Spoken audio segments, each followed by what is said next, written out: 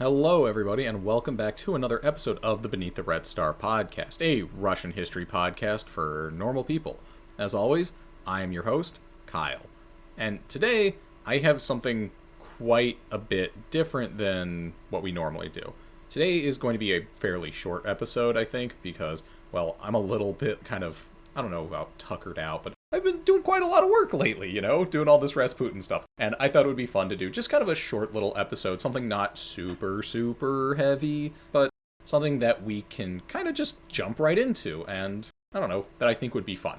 So today we are going to be talking about something that I don't think a lot of people are really familiar with in the United States. And these are Westerns. Like cowboy movies. No? Oh, you do know those? Oh, I'm sorry. Do you like Westerns? How do you feel about Doc Holliday? How do you feel about Butch Cassidy and the Sundance Kid? Jesse James? How about Bass Reeves? Or what about Billy the Kid? Well, actually, this isn't about you, so hey, sit down. This is about Russia. That's what this whole damn podcast is about, right? So, as it turns out, Russia fucking loves cowboys. Or, well, rather, the Soviet Union did. I'm pretty sure you're all familiar with the concept of spaghetti western, yeah? Okay, well, if you're not, these are Western movies directed by, starring, or produced by people from Italy. This would include the entire Dollars trilogy, starring Clint Eastwood, which is arguably the most famous Western series ever. So, I'm pretty sure, even if you've never, heard the term spaghetti western, which if you haven't, okay, but you know what they are. Even if you don't know that it's a spaghetti western, even if you don't know what a spaghetti western is, you are familiar with them. I'm almost positive of it. I'm kind of counting on the fact that you know what that is. I'm also kind of counting on the fact that you don't know that deep in the center of communism within the Soviet Union beat the heart of the cowboy. I'm being a little dramatic here, but what I'm getting at is that the Soviet Union loved westerns and actually imported a number of them into the Soviet Union, from the United States. A number of Western, American, and Italian movies would be brought into the USSR and would be dubbed in the various local languages so that people could watch cowboy movies.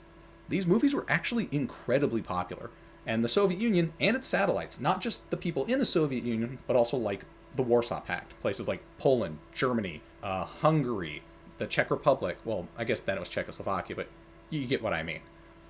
They brought in a lot of these, and they really liked them, and they actually would even make their own movies to compete with them. Not so much on the international market, but kind of just within their own film markets. There are a number of names for these kinds of movies, but they are really ultimately referring to Western-style movies that were made in the USSR itself or within the surrounding Warsaw Pact countries. In the US, these movies are often referred to as red westerns, borscht westerns, kind of similar to spaghetti westerns, or easterns.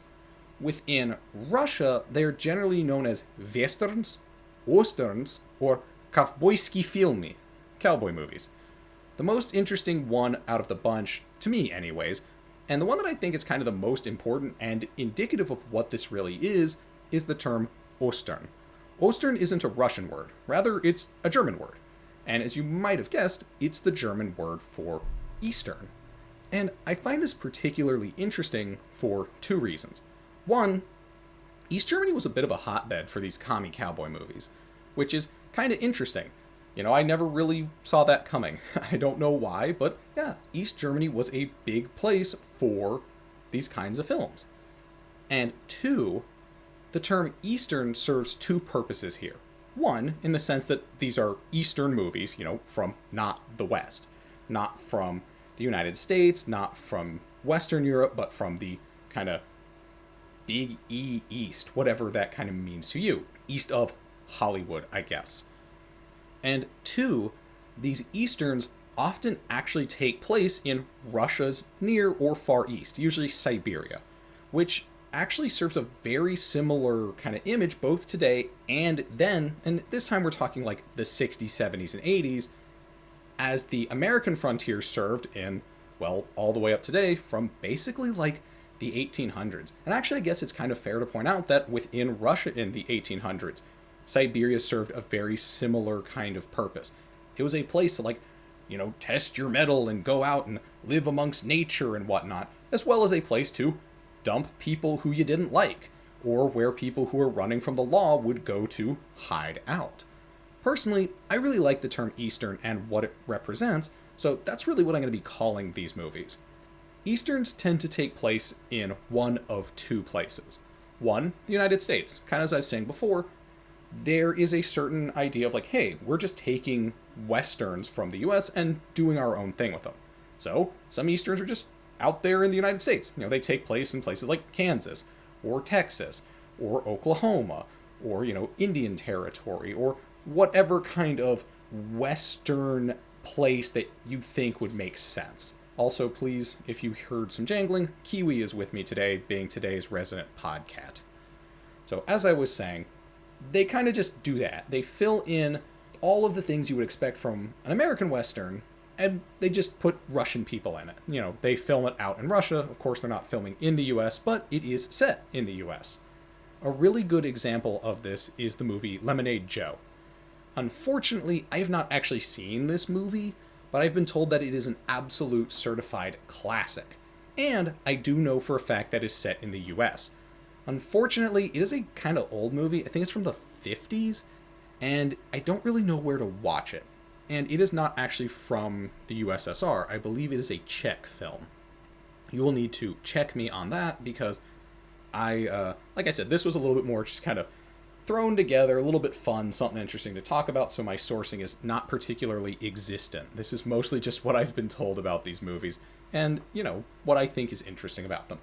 But if you ever get the opportunity to go see Lemonade Joe, I don't know, maybe you find it online or something, or maybe you know somebody who has a copy of it somehow, I would recommend watching it. I would love to watch it, and if you or anyone out there has a copy of it and would be willing to share, please, for the love of God, I want to watch weird old commie westerns. That sounds fantastic.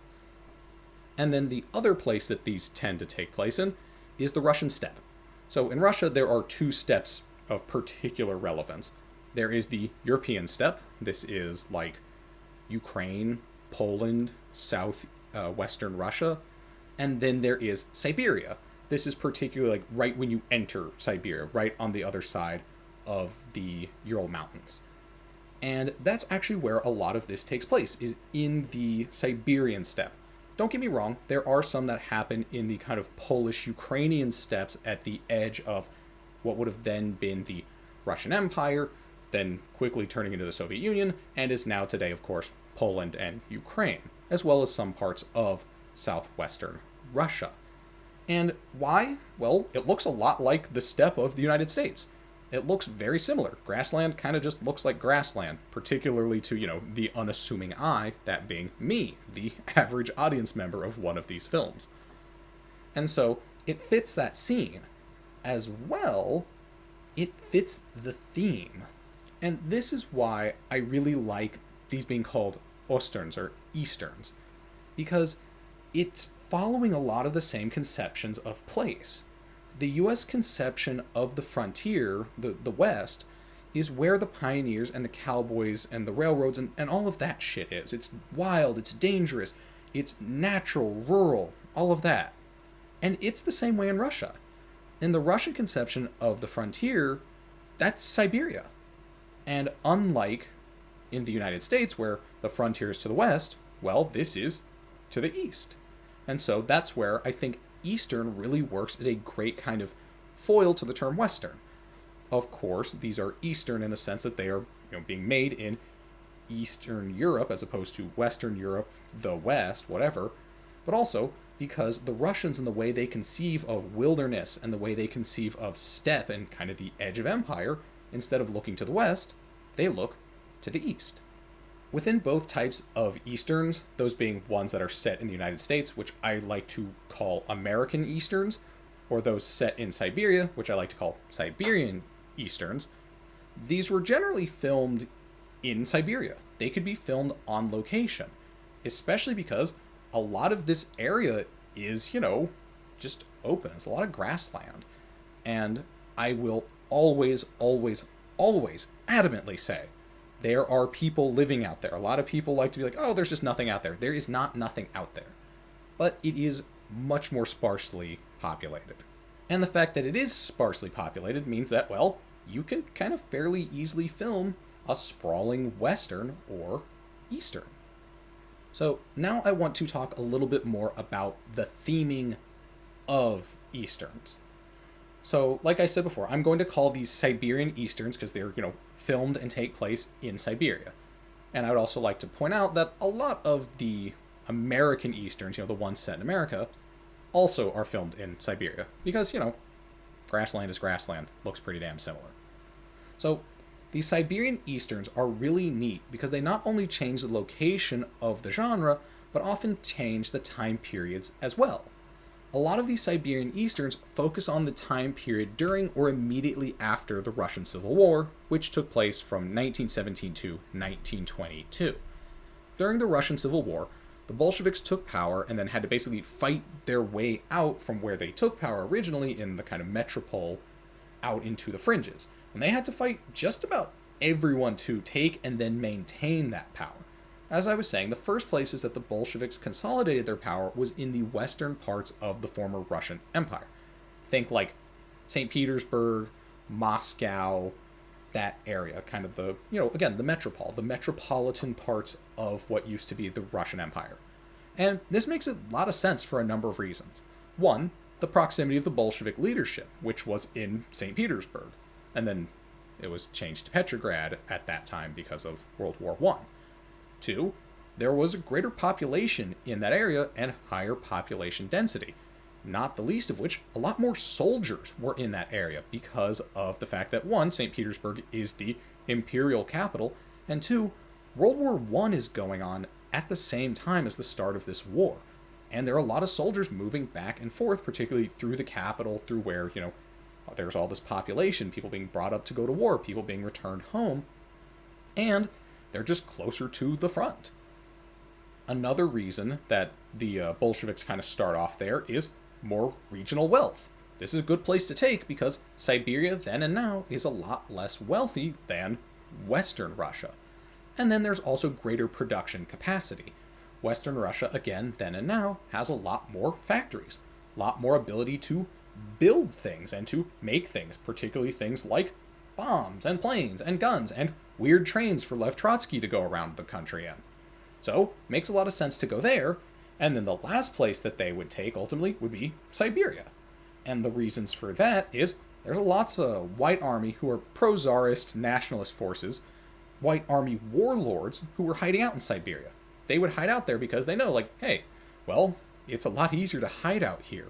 It's big, it's more desolate, more closer to, places like China, which China's having a lot of its own problems at the time, and it was easy to, cross over the border, or into places like Mongolia. They could get support from people like the Japanese. There's a number of reasons. And this is why these people are out there. They can hide, they can move around, and they also know that, hey man, the Bolsheviks, it's going to take them time to get here. We'll have time to, bolster our forces and whatever. And while they're out there, ultimately the White Army loses. Ultimately the White Army, doesn't come back. We aren't sitting here oh, yep, the Russian Empire too, that starts in 1922. No, we know the Bolsheviks win. We know the USSR happens, becomes communist, all that. But as the White Army fell apart, a lot of these people, these White Army leaders, usually called barons, would kind of just take areas and run them. Kind of like a gang, extorting the people who lived there for money so that they would protect them, and whatnot, forcing them into their gang, kind of like, the gangs of the Wild West, who a lot of those were ex-Confederates. Yeah, starting to kind of see a little bit of some similarities, huh?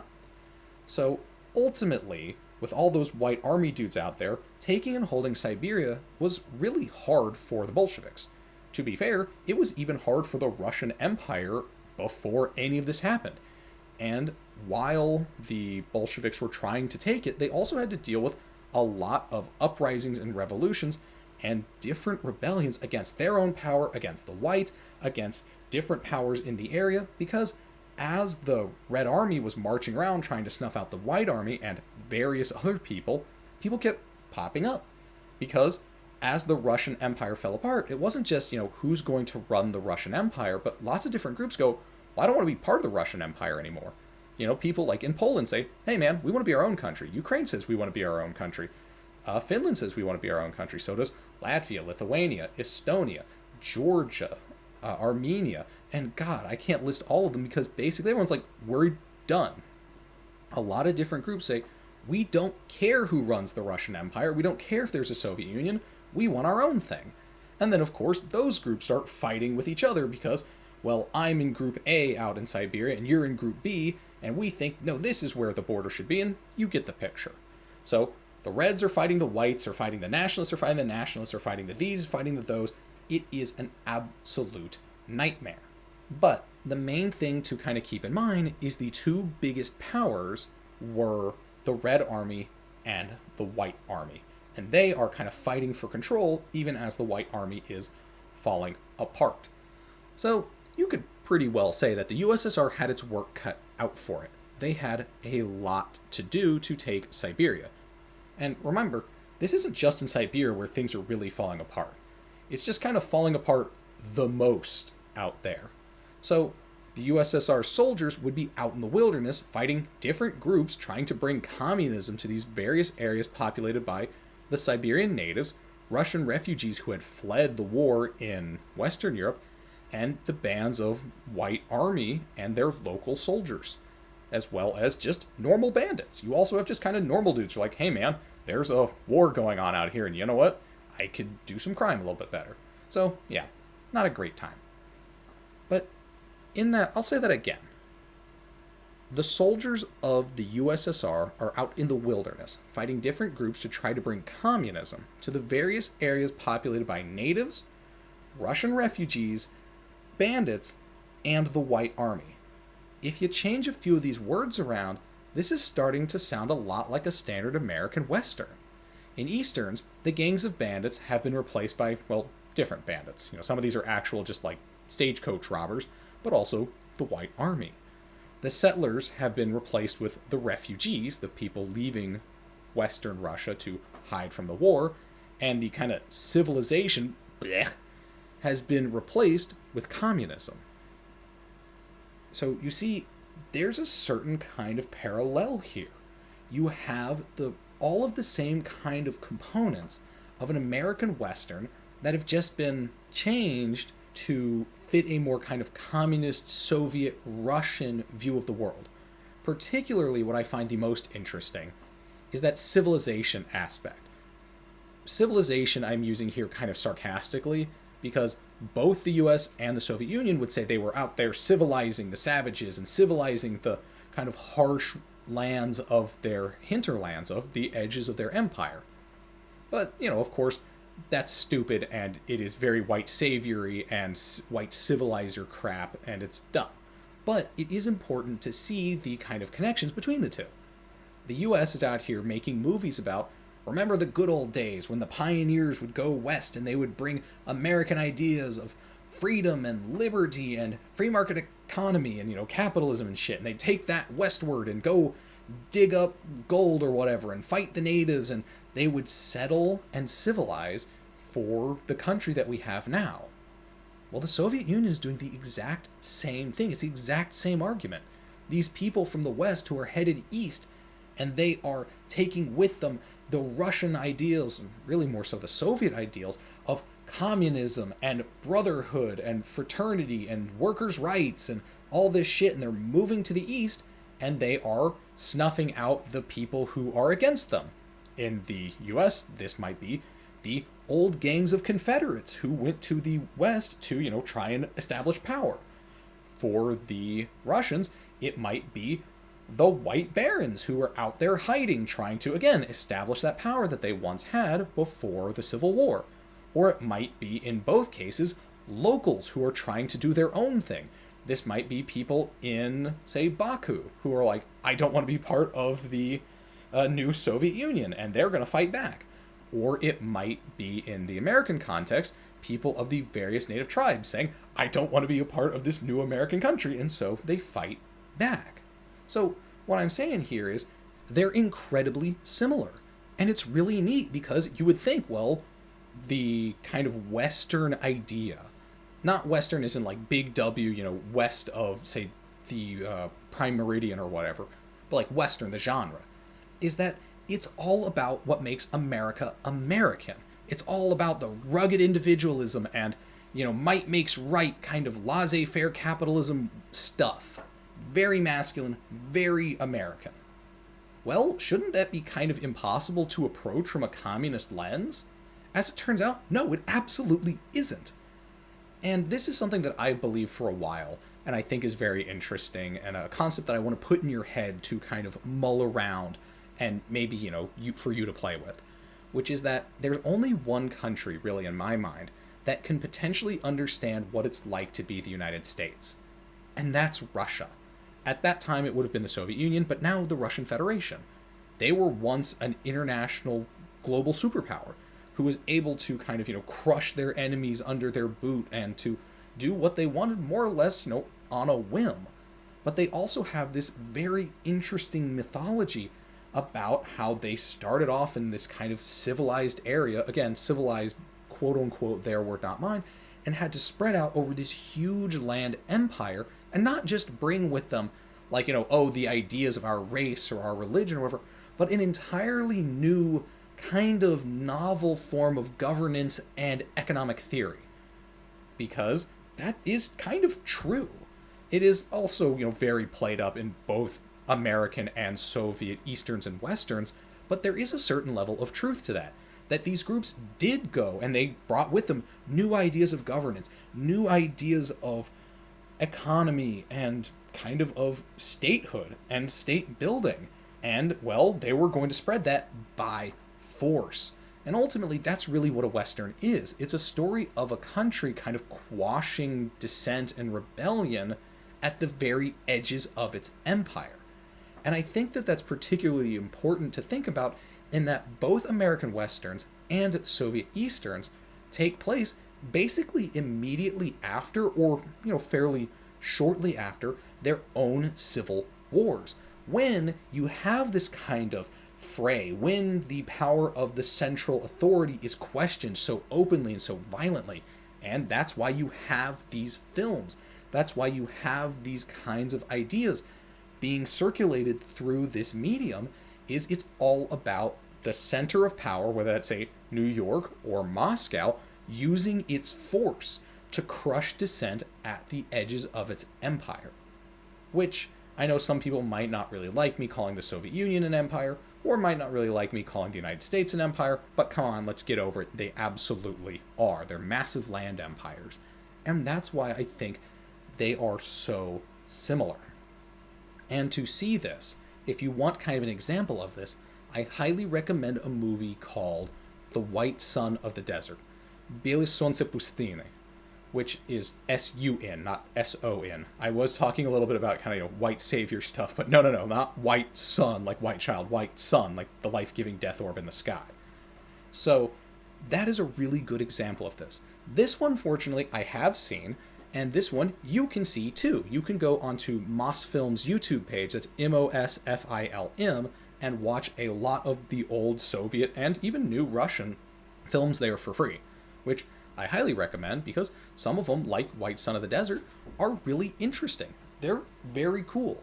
And The White Sun of the Desert, I think, really is a very archetypical, it's kind of the maxim for these movies. And as I said, I've seen this one, so I'm speaking from experience here. I really think it shows just perfectly what I'm talking about. So without getting into kind of too great of spoilers, basically the plot of the film is that there is a Russian cavalry officer who is fighting for the Red Army, and he's going into the Russian Near East. I believe he goes to Baku, which is near the Caspian Sea. And so he goes there and he's like, I'm going to bring communism to this area. As it turns out, it is being overrun by bandits. There's gangsters who have taken over this town, and they're like, no, we don't want to be a part of the Soviet Union. We're doing something else. I can't remember exactly what it is they're doing. It's been a little while since I've seen the movie. But so he's like, I'm going to take this town back and bring communism, the kind of civilization that he's pushing, into this area. I'm going to force it upon them by, force. And so what he ends up doing is he ends up rallying the town around him, finding an old washed up Russian officer who's like, oh, I can't help you, I'm a drunk, and I'm just not interested anymore. Very kind of disillusioned. He gets him back in the saddle, and they go on to beat up on all of these bandits and liberate the town. If this doesn't sound at least a little bit like The Magnificent Seven, then you probably haven't seen The Magnificent Seven, which if you haven't, you should probably check it out. Pretty good movie. But as you can see, it's very similar. And I won't spoil everything, but there are certain kind of race issues here between, like, the town is of course populated by all the people who live on the Caspian Sea, and then here's this white dude who comes in and is trying to rally them around his ideas of communism and egalitarianism and whatnot. It's really interesting. It's a fairly decent movie too. Like, if you like westerns, I think you'll genuinely like it. It is got all of the kinds of things you would expect. He's a hyper competent, manly man guy out in the kind of hinterlands of the Empire doing violent hinterlands of the Empire stuff. So, if you like westerns from the 60s and 70s, it really kind of feels like a western from the 60s and 70s. Really doesn't feel all too that far off from a John Wayne film, which ultimately, that's exactly what it is. So, that's my recommendation. If you want to kind of get a better sense of what I'm talking about, I highly recommend that you go watch that movie and go maybe try to find some others. Like I said, you can go to Mosfilm, Mosfilm, on YouTube, and they have a lot of really decent stuff out there. A lot of old Soviet movies, which a lot of them are really neat. If you've never sat down and watched Eastern European, particularly Russian or Soviet old films, they're really cool. They have a certain kind of feel to them that I can't quite explain. It feels very like almost art house, but that's really kind of just how a lot of them are made. And then don't get me wrong, there are plenty of like normal, silly, dumb ones that are just exactly the same kind of pop film that you would expect to see anywhere else. But in this instance, I highly recommend that you go watch an Eastern because I think it gives a very interesting insight into the way that kind of the USSR saw itself, both at the time and the way that the USSR wanted people to see itself in the future, which again, pretty similar to the way that Westerns both existed then and existed now. But that's really kind of all I got for you. Like I said, this one wasn't going to be all too long, and we're already kind of pushing 30 minutes here, so I'm kind of surprised I was able to talk about this for 30 minutes. But hey, man, this is why I have a podcast. I have been blessed with so many words. So, there you go. That's an Eastern. I hope you found that interesting and not too rambly. And if you did find it interesting, go watch one. I think you'll really enjoy it. I think you will learn more about the Russian mindset and learn more about, well, Russia in general. But for now, I would like to thank you all for listening. And as always, I would love to hear what you liked, what you didn't like. Please leave me a review on Spotify or any other streaming platform that you are using, because one, of course, it does drive engagement with the podcast, but also I genuinely want to make this a better show, and getting your feedback helps me do that. But again, thank you all so much for listening. I really hope you enjoyed, and I'll catch you for the next one. Bye-bye.